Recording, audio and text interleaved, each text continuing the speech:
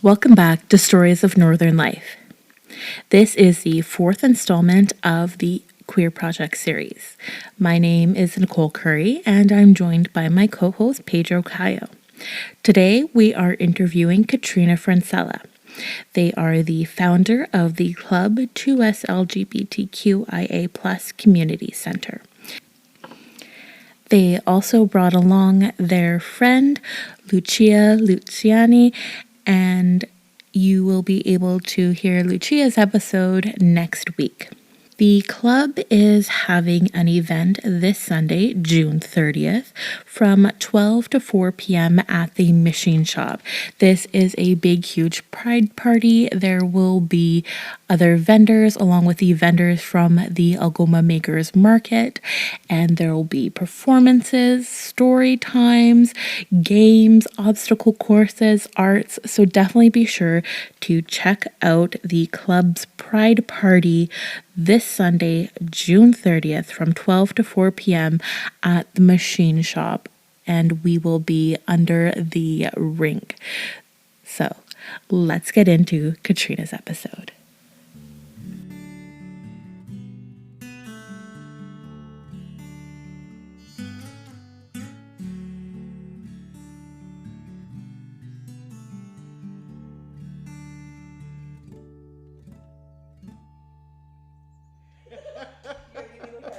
Just kidding. My full name is Katrina Francella, and my preferred pronouns are they, them. And only if you are comfortable, can you tell us how you identify? Yeah, I identify as a pansexual, non-binary, fat, disabled, athlete, activist, founder, human. Nice. And when and where were you born? Oh, I was born here in Bawating, also known as Sault Ste. Marie, 1992. So you're also from the 1900s. Sure am. I hear you, sibling. So what was your child like here in the Sioux? Oh, my childhood was busy, which being diagnosed with ADHD just last year makes a lot of sense now as to why I was constantly doing things in school and extracurricularly. And of course, very, very privileged for that. Was always in a sport or music or learning an instrument, constantly busy, constantly doing something, which now I'm trying to slow down and unlearn a lot of the rush that I was just in for a large part of my life. I would say not the easiest childhood, but not the hardest either. So I'll leave it there for now. So did you identify sort of as part of the queer community when you were younger, or like and how, like, anything like that? Okay, no, and yes. No, mostly. I think because folks ask how I came out later in life and how I didn't know that I was queer, and I say that it just wasn't presented to me. It wasn't normalized to me. It wasn't taught that truly it was an option. And so I didn't have any queer folk in my family when I was younger, or rather, none of them were out. We of course know that there are queer folks all up in my family of all ages, and everyone's journey of course is different, and so I just if they were or are, I didn't or don't know, and so it really. The part where I say like kind of yes is because when I was in high school, there was this like joke in my friend group that I was like half a lesbian, and I don't know like what That's that meant. kind of adorable. I don't know like what that meant, like why we said it in that way, but that was like literally the language we used at the time, and it was always just because I was always complimenting like my girlfriends and like pumping them up and like you know, but it's just like funny to come out as queer many years later, because it was like, oh, like I probably did have crushes on some of those friends that I had, and I just like didn't know. And so yeah, I guess too, when I came out later in life, I then realized that parts of when I lived in Toronto, the only places that I felt comfortable was in the village with my queer friends. It was like, oh, I was queer, yeah, too, in those spaces. And so, yeah, it's a no, but a little bit of a yes. Even with the my gender and being non-binary. Recently my mom dropped off some old pictures to me, and I'm like looking at the pictures and I'm like, come on people, like just as feminine as I was masculine. Like I was very, like if you look back, it was very like androgynous in ways in it, and you don't need to be androgynous to be non-binary, but when I look back, like that's what I see, and that's me. And so You were already expressing that identity. I was so hard, and like I've just always hated gender rules and norms in workplaces, in school, like wherever I was always fighting against people assuming stuff based on my gender. So they'd be like, oh, the girls are doing this, the boys are doing this. Like I hated that. I wanted to just be like where I wanted to be, and like maybe that was with the girls one day, but maybe that was with the boys the other day. So yeah, I didn't have the words for it, but I was definitely queer my whole life. Yeah. Yeah. Yeah, and then, and also too in the sense of, because you didn't identify when you're younger, and you're also saying you didn't have any like known sort of queer family, or like sort of more out queer family, I guess. Do you think also you weren't really out as a child because like you maybe also didn't feel it was safe, because if your family didn't come out, maybe it's sort of, there was just that sort of general atmosphere sense of like, maybe I won't just even explore like that thought? Huge stigma. There was a huge stigma. I think back to the brave lesbians that were at my high school who were out, because they were treated like shit. I just got shivers. There were probably moments where I didn't make them feel the best or safest, even though in general I've always tried to be nice to everyone, and because of my like fat identity, I've tried to be the jolly, fun, nice, and friendly to everyone to protect myself. And so, but I don't doubt that there was moments where I probably didn't make them feel good either, and I just think to how brave they were at that time to be out and themselves. So I think I would hear, especially I grew up in a Catholic family, in a Catholic school, in elementary. In a Catholic town. And huge stigma. Just, and it still exists today. And so, yeah, I think that really at that time I was just trying to like fit in, get by. Yeah. So, I wasn't looking for anything to really make me become more of a target than I kind of already was. And I love that you mentioned that, and also how proud you are of, being a fat person or a bigger person, bigger than what our norm is. And I hear you when you say I didn't want to have any more targets on me because you were already the quote-unquote fat girl.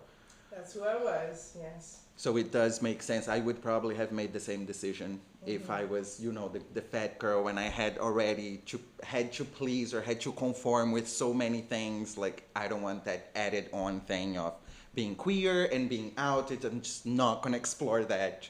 I think like so many people to survive high school try to like blend in to some degree.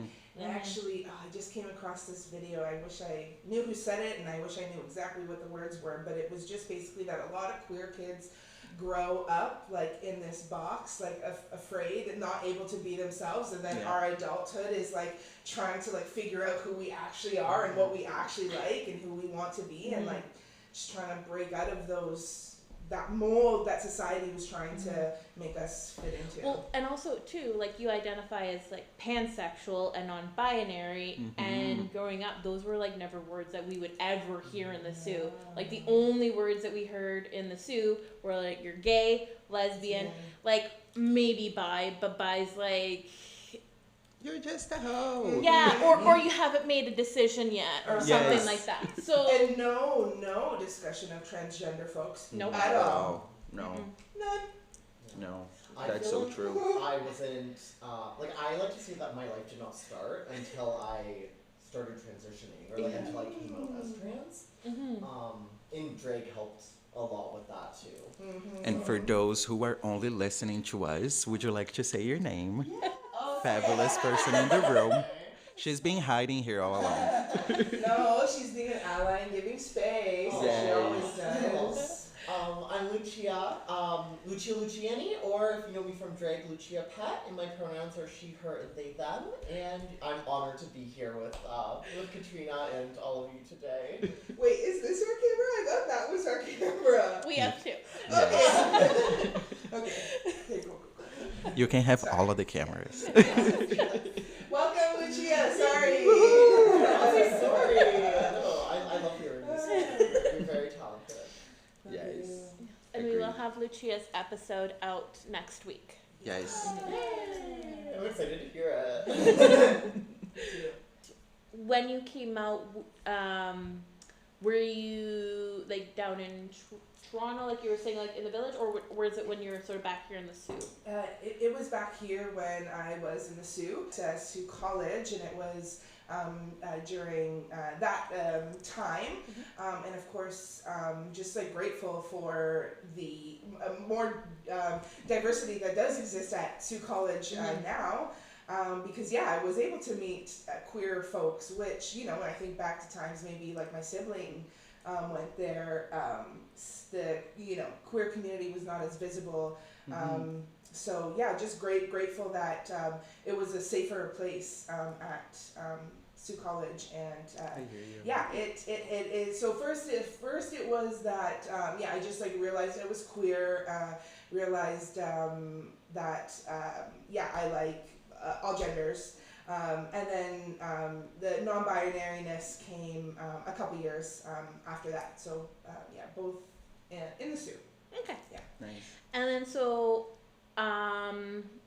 like, did you feel sort of accepted in like the Sioux? Like you sort of, like you said, you felt accepted at like Sioux College, but what about like sort of more the rest of the community? I was very lucky, actually, in that I had a couple of cousins who had come out before me, who were also very straight their whole lives. Right, they weren't obviously, but like we thought we were.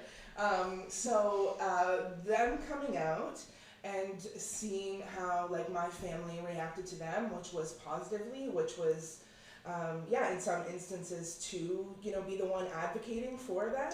That's awesome. I knew that at least with my parents, like my queerness, in the sense of like my sexuality, was going to be accepted. So that made it pretty easy. I still got like the butterflies when I had to have that conversation to be like, so I like girls too. And at first it was just like, I like girls. And then, we realized in our journey that there were folks of other genders, and I'm also attracted to them as well. That happened at first. And just to clarify, can you give us a little like quick and simple spiel on what being pansexual is?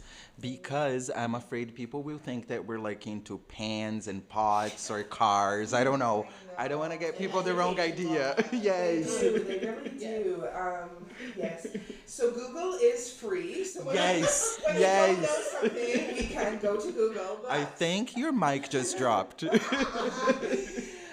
it's free right now. You really never know what can happen. But Yes, but to answer your question, I just like folks of all genders. I don't like to be like limited to maybe saying I just like this one or that one.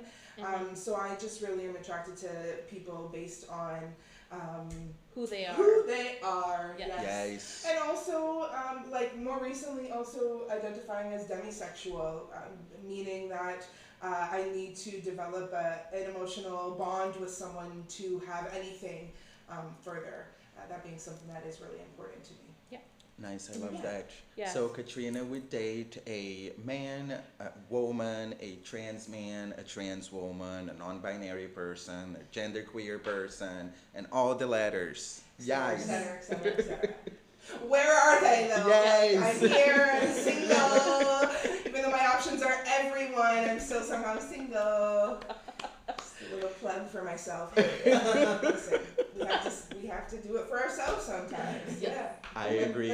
And I also would like to add that Katrina is also a very good looking person. Oh, yes. With a Thank beautiful you. smile. Thank you. Yes. And then if you're watching this online, that's the moment where we're gonna add like a Katrina picture of like Yeah, poses. Coming Yes. down the beach, a montage. I would love that. Yes. Alright, so Wait, I answered half the question. I can finish it. okay, yes. Okay, sorry. I did mention that I have ADHD. Yeah. So, accepted, sexuality, yes. Gender, that has been its own journey. Like I Okay. said, it was a couple years after that I kind of came out as non-binary. And again, it's like, well, how did that happen? I just met more and more non-binary people online and in person and was like, this makes sense. Like, this fits, this feels right. And so I've been identifying as that. That, I think, like, a lot of people still don't know, even though I feel like I've been shouting it. My pronouns have been changed in my profile for many years. I've had the non-binary, like, flag on me, around me. I feel like I've said it, but I don't think it was, like, truly kind of clicking in. I think people were so used to identifying me as a woman and using she, her pronouns that we know it takes some folks time Yes. to transition to using. However, I also wasn't sticking up for myself and demanding that of others. So they would say it and I would just like let it go and let it go and let it go. But less and less do I do that. And recently with my family, it came to a point where I was like, I don't know how many other creative ways I can say this besides literally saying I am non-binary. My pronouns are they, them.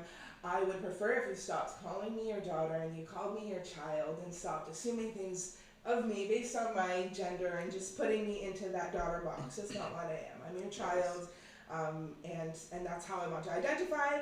And I'm thankful that though it took like a few years and many sort of attempts to do it, my family and my parents, so they say, get it now and are correcting people. I haven't That's still awesome. heard it yet myself. I think when I hear it, it will Nice. mean a lot, so I can't wait to hear it. I know it's like going to take some time for it to like change, and I just like I hope that they're brave enough to like keep trying, because it means a lot to me clearly. And yeah, so that has been a separate journey that's been different, not as easy as the sexuality part, which I think a lot of people and a lot of parents and or allies to people can identify with. I think again, like you said, we were gay and lesbian, bisexual, those were terms to us. But transness wasn't. So we're all learning and unlearning still, but So thankfully Yeah. progressing. Tissues! Yes, they are coming. Thank you. If I may say, It's okay. Katrina, from my perspective, has been incredibly open and honest with who they are for a very long time now. Yes. And I know that Katrina knows, and I also understand that it's going to take a while for people to actually put in the effort to learn, because it's not necessarily something that might happen overnight. Yeah.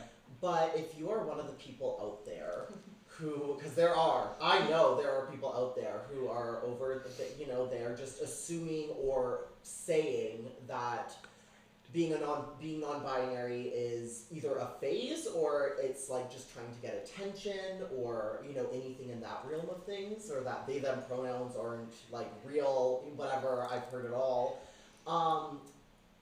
Grow up. Like, literally grow up and just do your best to be a kind person, because if you know that your actions, how you're speaking, is going to be hurting Katrina, someone who has put in effort for our community to make our community better for years now, Yes. like, just do better.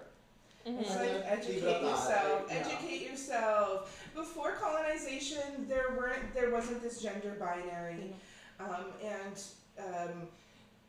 it's been encouraged to me to try to look up my own history. So I'm Italian, to try to like look up third gender maybiness or neutral genderness, and I've had a really hard time trying to find like my cultural roots to like what I might be feeling with my identity. There would be more so if you looked in like Greco-Roman history. There's Yes. a bunch more. You'd actually see it Right. where even some of the like Roman gods would sort of flip-flop between the genders, Yes. and they wouldn't have like a strict sexuality either or whatever. So there's your history there. And and you will also see when Christianity started taking everything down, Right. which is when the sadness starts. Yes, absolutely. Preach. On that. I'm so glad we're in a museum right now, eh? Yes. Yes. Thank you. So I wanted you to tell us a little bit of Katrina, the advocate Katrina. Who are they? Where do they come from? Like, tell us how Katrina was born. Katrina the advocate. Katrina the advocate. So I first went to university at Ryerson. I wanted to be a journalist. I wanted to be a human rights journalist. When I was in high school, and we're all trying to sort of figure out what's next, what's our life's purpose, like what do we do? I was sort of good or mediocre at everything, so it was like, okay, well, what do I like the most? And I really sort of liked English the most, because I could like write stories, either using my voice and talking about things that hurt me, or trying to advocate for others. And so when I sort of look back, it started then. Journalism school did not allow us to actually use our voice. We were, having to write obituaries and hard news, and that just like wasn't me. So I did poorly. I failed grammar like multiple times. So I just after that. I was like, okay, well, like, what else am I good at? And so I was like, hospitality. I love just being around people, making them feel comfortable and good, and feeding them. And so that was a part of me that I then started to nurture. And then that brought me on a wellness journey. And then from there, I ended up in fitness and health promotion. And one of our classes at Sioux College was special populations, is what it was called. And so this was learning how to accommodate underserved groups through wellness and fitness. And I was obsessed with that class and that learning. And so when I opened the club while I was in college at that time, when it primarily started as a fitness space, was then when these sort of just like concepts of trying to support other members of our community who have harder access to wellness, that's sort of when this journey of advocacy came in. And I always sort of like hoped I would end up in this place. young, I struggled with my mental health and eating disorders and abuse in different forms. And I had a cousin really close to me pass away. And for a long time, my family, and I almost just censored myself, but it's important to me that I don't. She died by suicide, and they didn't realize how much that affected me because I was like young, but I really, really internalized that because I identified a lot with like who she was, and emotionally like bonded with her. And so that was always just like in my mind of like how can I support young people, and she was young when she passed in her late teens. And so I knew that around eating disorders, around mental health, I wanted to be able to affect change in some way, and I guess just didn't like really know how. And so when you look at me now and you look at sort of the club and the different sort of folks we try to serve and all the different things we try to do, it all makes sense. And little pieces of my journey have just like all collected to sort of bring me here today. And the more that I learn, especially having moved back to the Sioux, specifically learning about the atrocities that have happened to our Indigenous communities,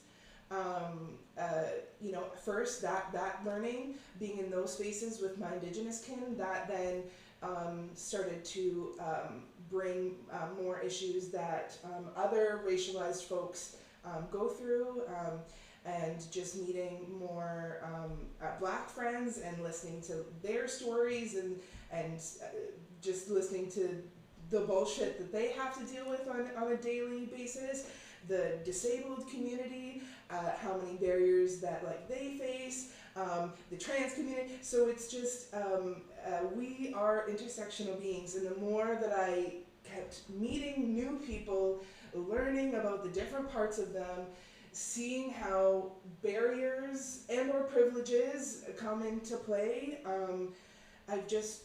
we've tried to go from that just fitness space to a wellness space to a space for community care, where we can do things to just be well, because this world is not easy to live in.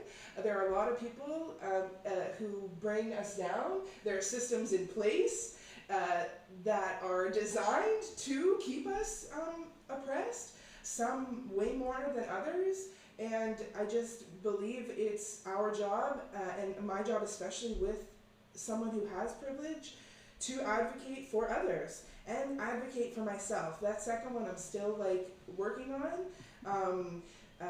but I realize it's just as important as doing that work to be a good ally to others. And so I don't know. Did I answer? Allyship is important to me. It's important. It's really important to me.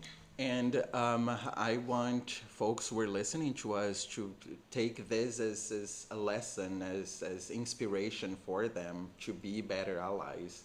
Because what I see is a person who just puts themselves like last and everybody else in the community first. And that's not easy to do.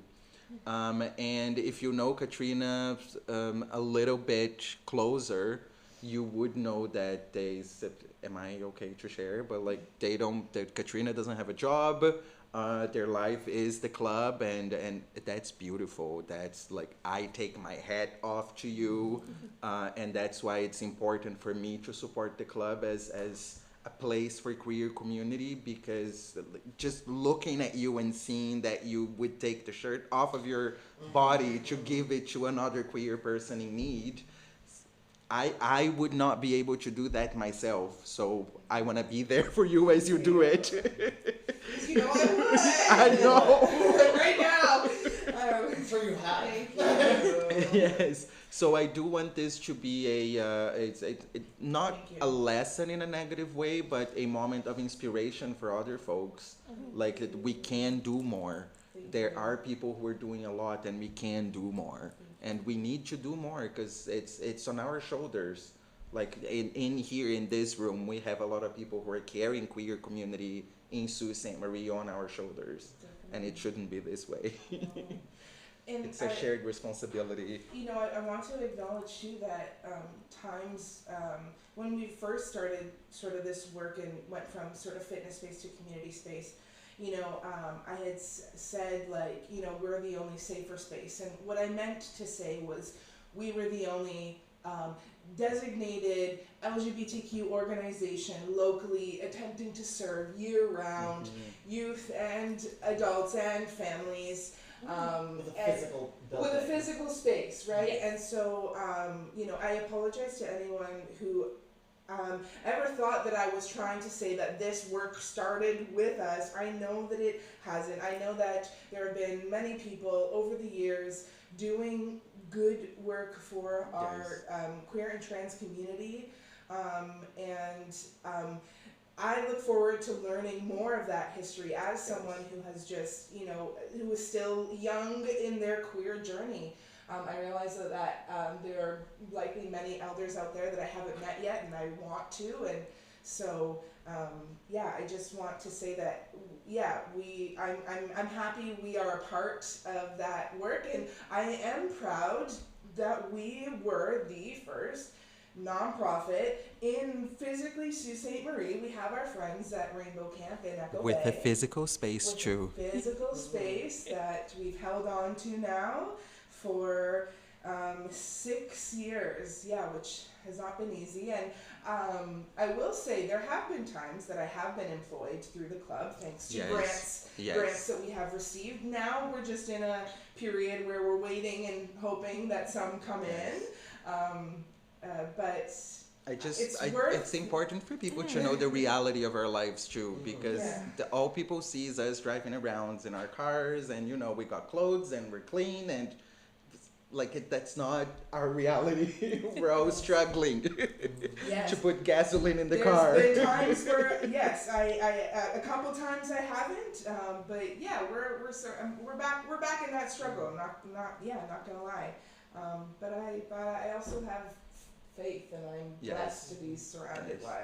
And at the like same you. time, it's not like the club is going through the worst money problem in the world, because even though we don't have the core funding, we have the training things that we're doing. Do you want to share all of the training, awesome things that the club has been doing? Yeah. Thanks to Women and Gender Equality Canada, we were able to develop training that was community informed, and so a lot of our work over the last 2 years kind of now has been to develop that training and then deliver it, and we're super proud that now we've delivered that, to around 400 folks locally.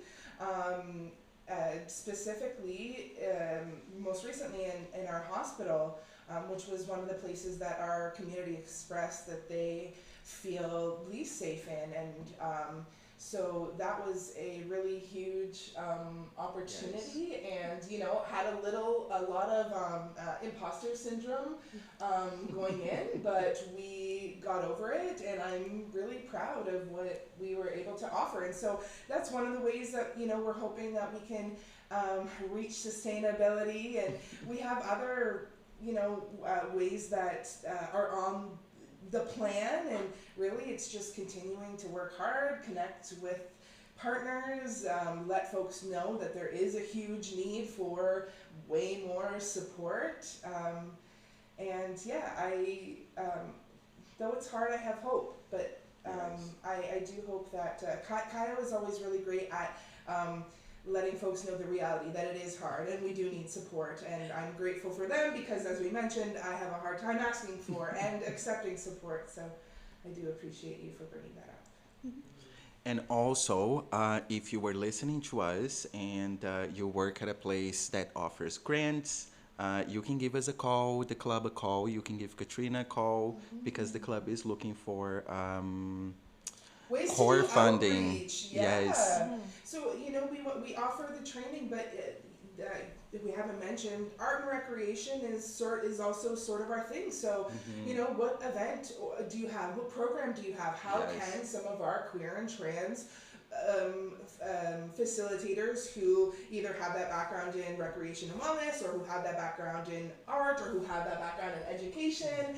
How can we come into your space and be that representation that queer folks exist? We are talented. We do facilitate things in a way that is inclusive and vibrant and accessible, Yes. which is very, very important to us.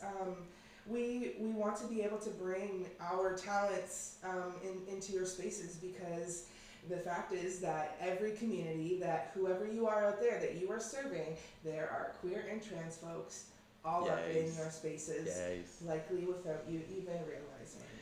And if you're also a queer person and you don't feel that safe at your workplace in Sault Ste. Marie, you can suggest them to call the club and book a training with us. Do you want to share who went with you for the training? Yeah, oh yeah. So when we did our training, we tried to bring as many folks in as we could, so that they were still being compensated in a Yes. good way, because we believe in paying And people for by their labor. by good way, Katrina means money, Money. Yes. Yes. Yes. not kisses. Yes, Money. right? Because our communities are disproportionately affected by Yes. opportunities, and then when you add intersectionality, and maybe someone is disabled, maybe they're a person of color, there's more Yes. and more barriers. So we believe in paying people. Preach. So Lucia was there for that. Caio was there for that. Our friend Ren was there for that. Our friend Gimiwan and Samuel was there. And we were all sort of co-facilitating and speaking, which a lot of the feedback we got was really positive. They loved hearing our stories. They loved being able to put our stories, and then as well as the videos of the other community members. They loved that story. And then we also had a drag queen, which Yes! Which Lana, is historical. yeah, Lana Yes. Archer. I don't know, and we could be wrong. Maybe there have been other trainings that have included a drag queen. I doubt it. And Specifically the Sierra Hospital. yes, Like, I could be yeah, wrong, yes, but- yes, yes. This yes. was groundbreaking, I'm Yes, sure. Yeah, so it was just fun. For a lot of people, it was their first time being at a drag show. So they were able to see that it's literally just someone in a costume, maybe, and some makeup, maybe, and a wig, maybe, and they're just dancing and lip syncing and spreading joy. Yes. That is all it is, and they were able to see that, and so I was so lucky that we had, and especially Lana. I can't wait for you to hear Lana's episode or Braden's episode, because they are a force in our community as well, and so we're just so happy that Yes. 300-ish more people got to experience Lana that maybe Nice. wouldn't have. And we hope that they come and see them more, because allies are welcome. Yes. In our spaces, we encourage safe, active allyship. And for our friends who like to talk about representation, I love Katrina that mentioned the names of the persons who were there. But for those who don't know those persons, we had trans men, trans women, we had non-binary folks, we had drag queens, we had all of our letters were there representing us. Yeah, if we were to how many boxes were ticked, we ticked a lot of boxes. Yes, we did. And hoped to do so in a way that wasn't tokenizing. No. Because that is a thing, and something that we Yes. don't want to do either. Yes, everybody was there because they have the merits to be there and they had something to add on to the training as well. It was beautiful. Yeah, It was It really flowing. was. We were It just was. flowing. It really was. yeah, making sure everybody's voice is heard. Yes. Yes, at Big any time. moment. And that's why I think the training was so special and unique from other trainings that you may have been to or have seen done before. Because whether it was through in person or the videos that the interviews that we went through, many of our community members were sharing very intimate, potentially traumatizing aspects to their life of struggles that they've been through. So for service providers to hear that, looking at the person's face specifically and hearing that, it's not just like you're hearing things out of a textbook. I feel like it was really made real for the service providers to truly understand and get a grasp on how big of an impact their work has or can have on the lives of people living within their own community. Yes. Big time. Snap, I snap, even- snap. I even did the training, like took the first one, signed up right away, Yes. and That's how we met. Yeah. Like met in person. Person more officially, deeply. yes. Yes. and yeah, it was fun. Grateful. We made lots of connections Yes. through With that. the So we're trainings. just so Yeah. grateful for the opportunity from our funders and Yes. hope that there's not even cooler, they're both cool in their own rights, but hoping something special is maybe coming our way. This is me manifesting it, especially since we're in the museum. That's all the hint that I'll give for that. Fingers crossed. Love it. Yay. Wage, if you're out there. If you are listening. We love you. Yes. And we want to continue to do good work. Yes. I love what's been shared already. I guess, and I would love to give you a little history to be able to thank those who have helped it to become where it is. Yes. So, the reason we were able to make the transition from business, my business, I was an entrepreneur to a nonprofit, ultimately happened was we were about to close. I was trying to use my already unsuccessful, not profitable fitness business to fund a grassroots organization. I guess, and I can reverse a little bit. When I came out and then was starting to look for community, that brought me to Pride Fest. That summer brought me to Pride Fest. Pride Fest is when I was able to see drag queens in the Sioux for the first time, because again, I had only seen them in Toronto. So when I saw Paris and Gemini Gore, I love drag queens, so I was enthralled. And then I made sure that I talked to them after the show, and then at that it was at Loud and Proud, I saw Rainbow Camp booth. They were looking for volunteers. I went to go offer recreation. Was only supposed to be there for a day, an afternoon, and then asked if I could stay the whole time, the rest of the week, and then I ended up being able to stay the next week as well to volunteer, which was really awesome. I think we're truly transformational, in this journey. It's what made me realize that I do have that passion, especially for youth work. And so it was after camp when the youth were saying goodbye to each other, and Rainbow Camp services local youth, but also youth from across the province and provinces, and sometimes there were internationally as well. But I knew that there were at least 8 or so youth that were in the Sioux. Connected on Instagram, welcomed them to the club the week after Rainbow Camp ended, and that is when our first youth group started. There was 8 youth there that night, and so we started meeting weekly, and then, like I said, I was trying to do my fitness business, started during the week.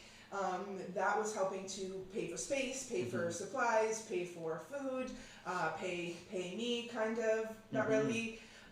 And whatever was left was your payment. Yes. I paid, in food a lot. Was thankful that I had the roommates and housemates that I did have who would, give me a break if I needed it. Eventually just burned out too, and then it was bi-weekly, then it was monthly, then it was further in between than that to until it came to the point where it was we need to close. I can't continue to do this. I'm basically hustling every month and then just making it and having maybe a day or two once we've reached the bills to relax, and then right back into it again. And I know a lot of entrepreneurs out there know what that's like. My hat's off to you, especially in this economy. It's not any easier now. The burnout was not good, but because folks were always asking why hadn't we made that switch to nonprofitness yet? And of course it's an application, you need to have your board members, and I didn't want to just have any board members, and so it took a lot of time. And again, it took me like 2 years to ask people who probably would have said yes 2 years before, but it just took me a long time to find my voice, to believe that like we needed and deserved the help. And so when we were about to close and we put out a like SOS to the community, Kavera stepped up and gave us to date one of our like largest donations of $2,000. The Electra Marconi Society and the Marconi Club, the Marconi Club, the Italian Club, they donated also $1,000. So like that was huge at the time. We had never seen like $1,000 donation, and it was enough to just let us hold on to our space. And then because I didn't have to work to make the money to pay for the space, Nicole Dybel and I were able to finally work on the application. And I was finally able to ask our board members. And so, yeah, Nicole Dybel was huge in the club's early inception. And shout out to our first board members, Lucia, and Sarah McCleary, and Krista Bisayan. Oh, Krista, why do I always trip up on your name? I'm sorry if I just said your last name wrong. I love you. I'm like, I can spell it. But Krista, so grateful for the three of them. And then of course over the years, there's been board members that, other board members that have come in and out, and we're so grateful to them. And of course we have two of you here today. Caio and Nicole are board members right now, as well as Emma Dingle. And know that we are always on the look for other board members. There's typically many positions that could be filled in different roles that can be filled. Yes. Wait, where was I going with that? Okay, so the club, youth group, then we saved our space, applied for nonprofit status, got nonprofit status, COVID happens. Yes. So then we started kind of doing stuff on, like a little bit online, but then of course I needed to find employment because we weren't able to do the things that we were doing before. So much of our work is like in person and care and community in person. So I got a job at the Indigenous Friendship Center as a sports coordinator for that time, but was still working on the club. And then after the club sort of has been recovering from COVID, we've had mini grants here and there to do some recreation programming, to do some art programming, and to do the training. And so now we're just continuing to try to look for opportunities to get what we want to do funded, in the hopes that the club can be a queer and trans community center, community wellness center forever, so that there's always a physical space where our community can go. And let's also mention that it's not just any physical space, it's a physical space that is on our main street, in downtown, where we are visible, where everybody driving by can see that, oh yeah, queer people do live in Sault Ste. Marie, look at their space. Yes, at 642 Queen Street, if you have never been, we're right beside our good friends and partners at Cases Music, if you know where they are. Yeah. Yes, and also very close to the Sioux Museum. Yes. And you know, I don't know if we'll be there forever, but like the goal is a sustainable physical space. So we are fighting for it. Yeah, and grateful for our landlords over the years and being understanding, especially to Frank Vero, shout out, and your team. Truly, you know, we would have been closed a few times if not for them. So we're grateful. I would love to say too, because I don't think Katrina will say it.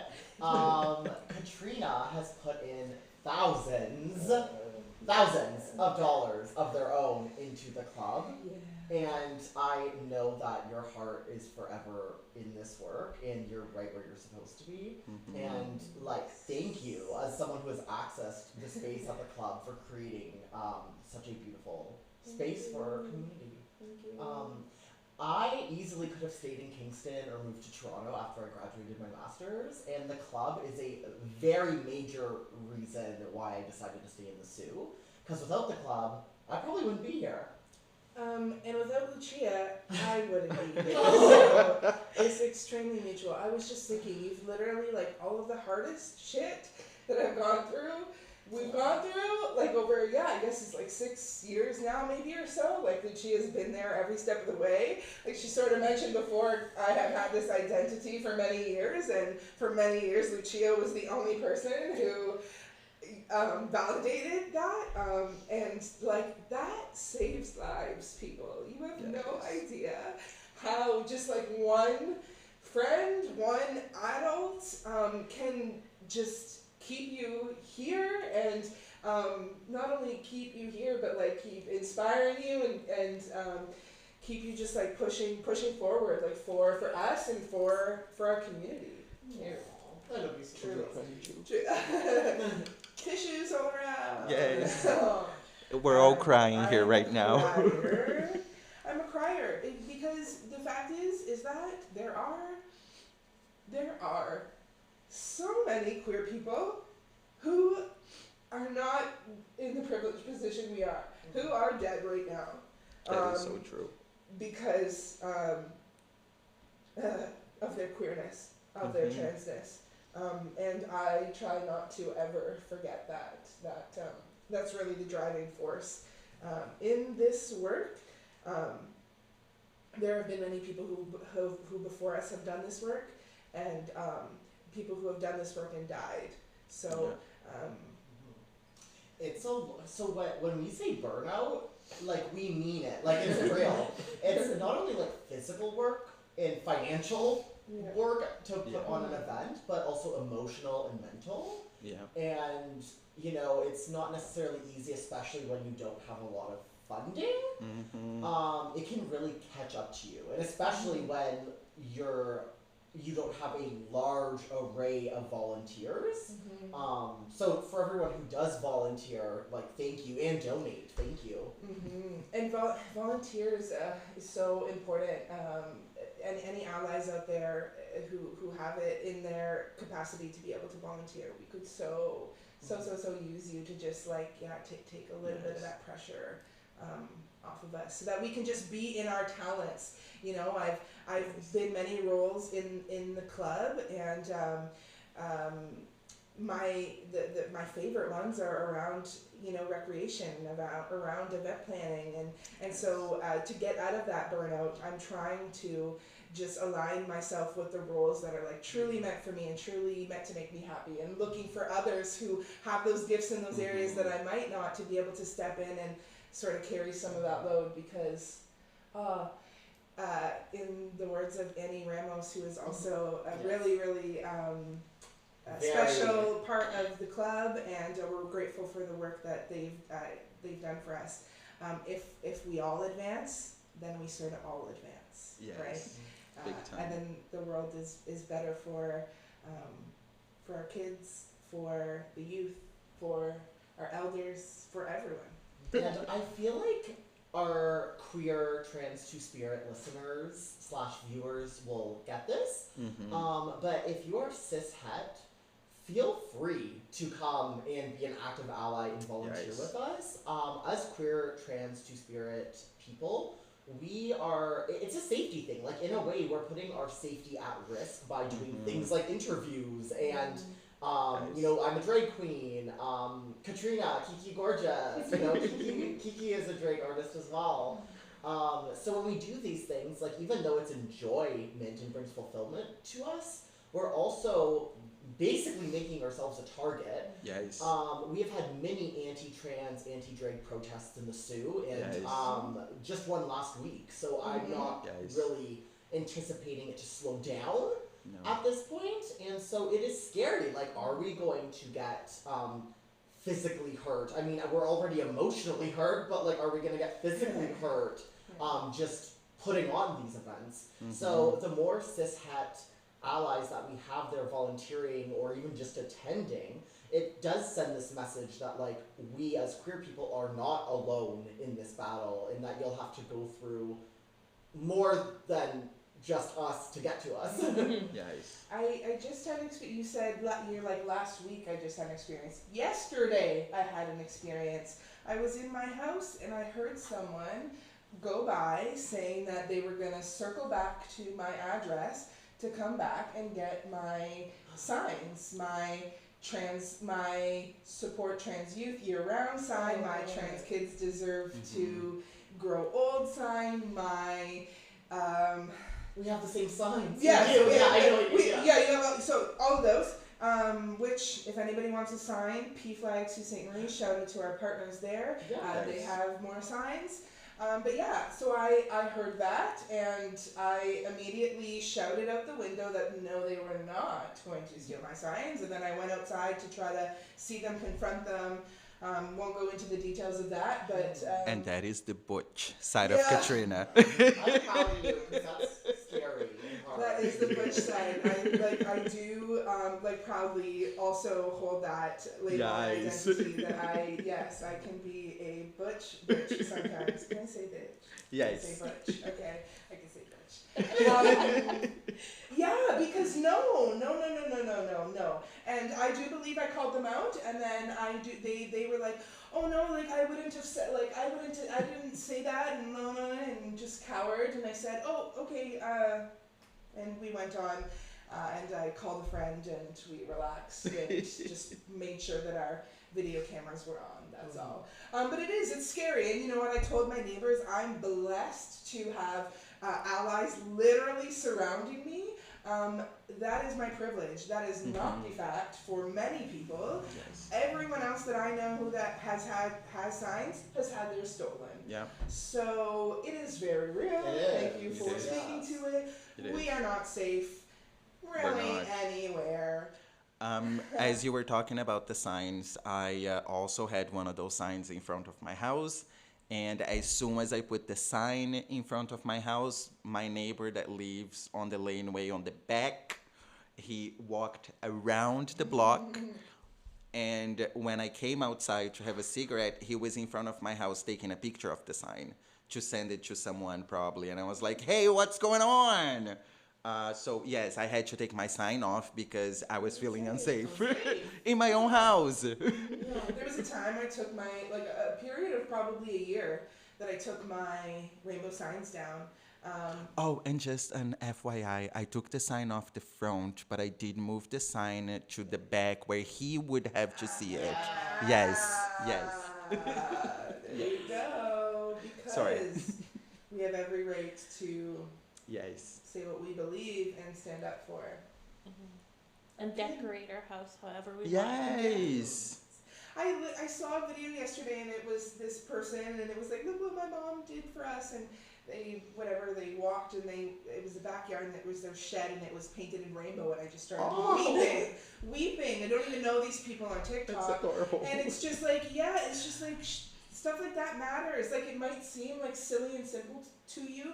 My neighbor had a rainbow, just like chalk thing that literally somehow withstood the weather for like a year. And I would look out my window and I would see it, and it would make me happy every day, just like knowing that they're there and they're allies. And my neighbor on the other side too has her little, like, she even had a spiel one time that was like, basically like, don't be this, don't be that, like, just don't be the is, don't be racist, don't be ableist, don't be homophobic, fatphobic, don't be able, just it all. She had it, and I was like, yes, how did I get so lucky?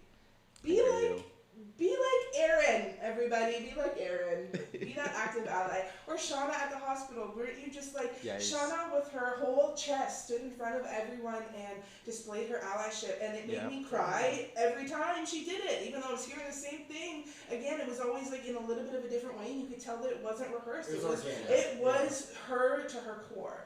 And so, you know, if you feel safe too, stand up for each other. Yes. Thank you for that. It really does. I don't know if people who are not part of the queer community know this, and I hope that everyone in the queer community does feel this, because you deserve to. But, like, obviously not everyone does this for everyone, but I do feel like we look out for each other.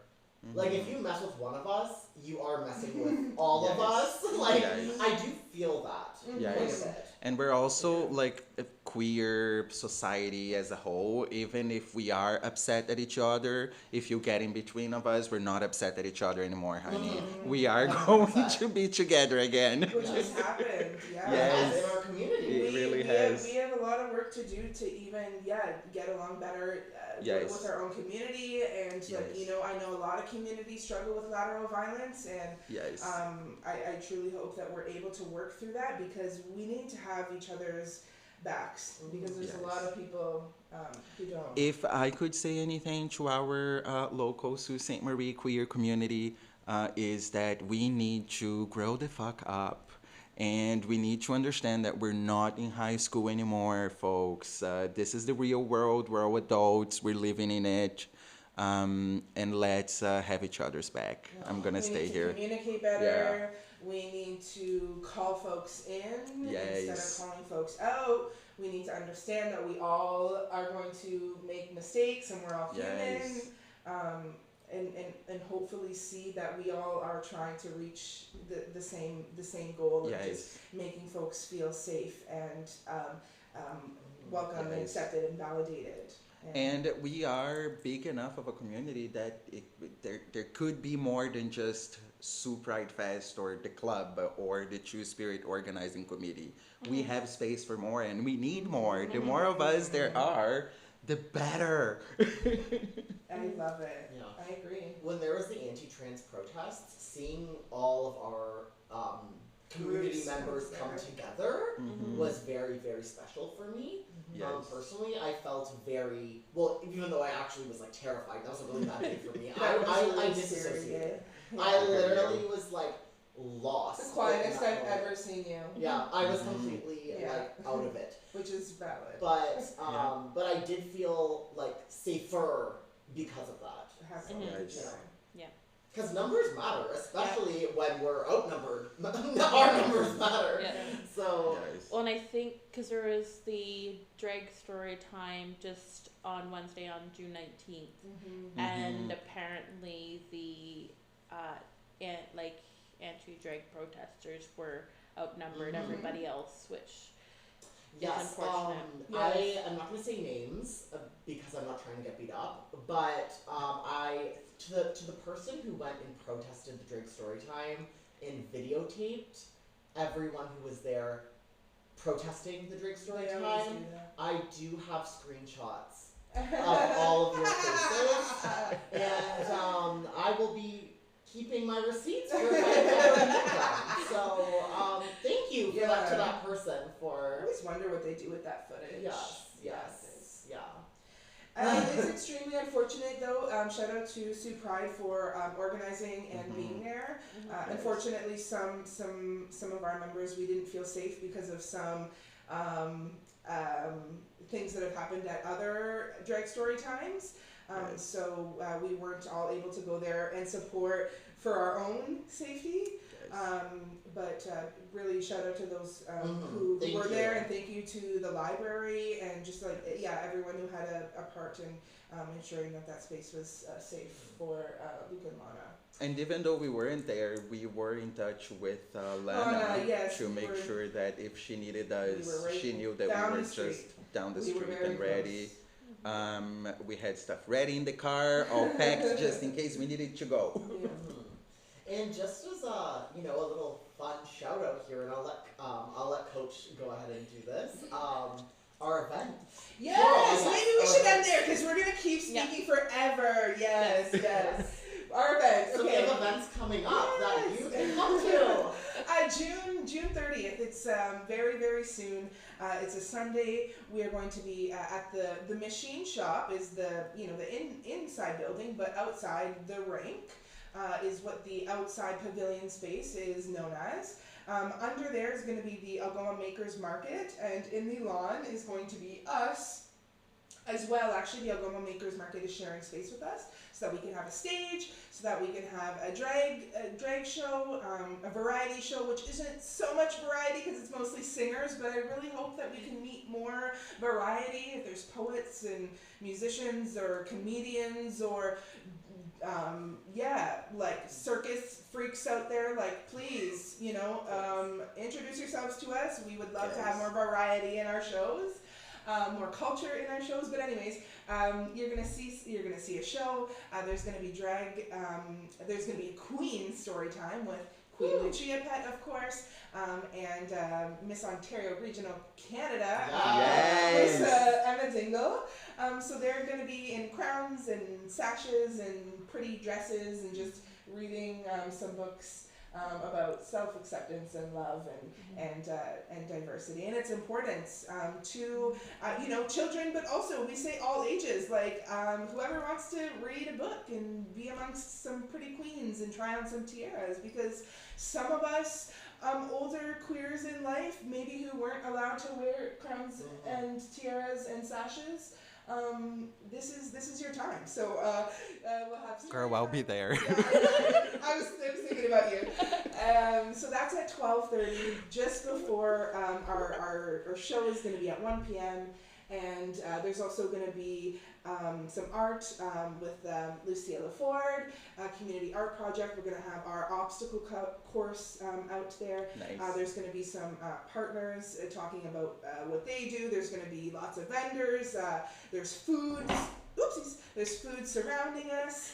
I get excited about food. I was literally like, food and we're feeding just people. so excited. I can't help but shake the mic. Truly, and it's just going to be a celebration of us. So wear whatever you feel comfortable in. Wear your pride gear.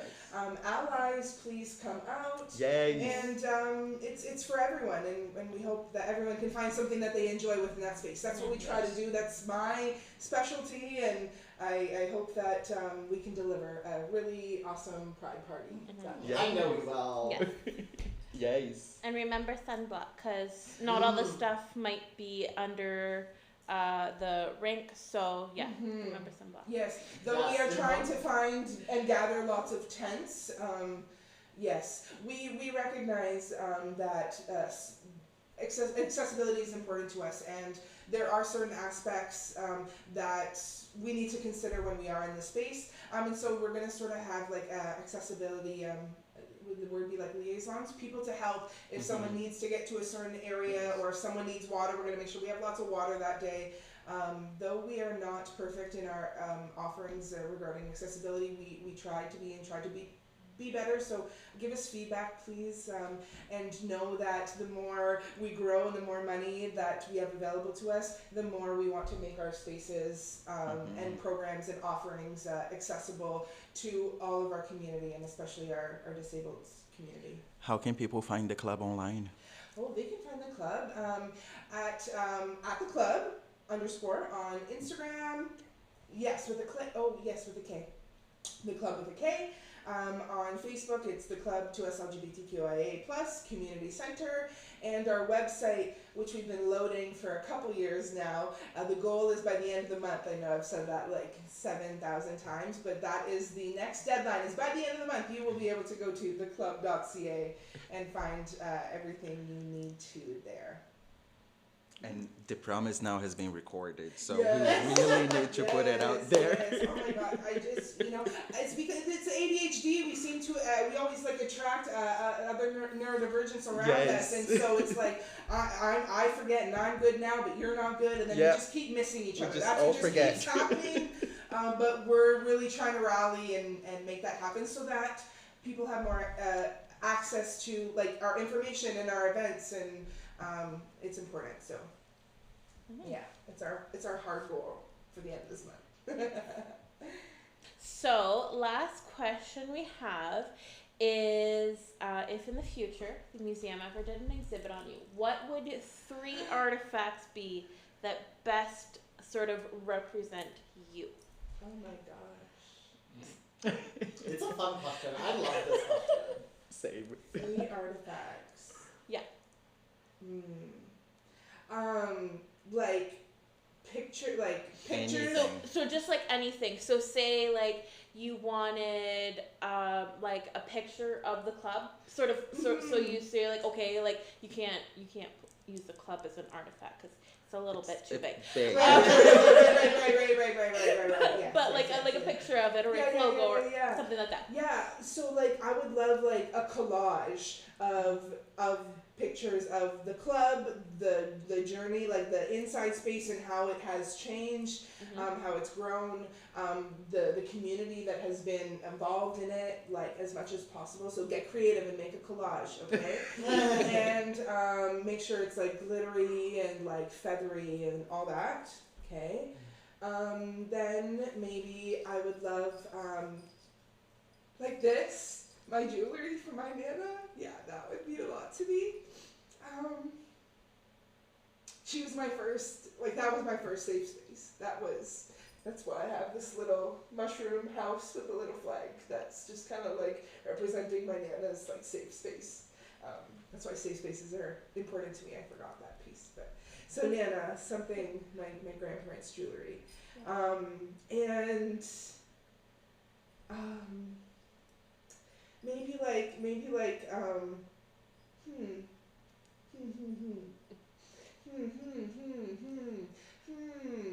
don't know. I don't know. So maybe something that like can represent my activism, and so maybe the messages that were really important to me. Yeah. Yeah. Something that has a message that people can take away. Yeah. Which is?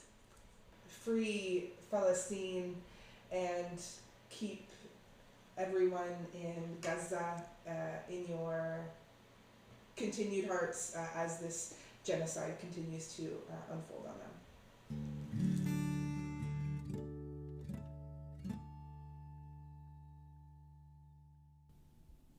Have you been to your local museum lately?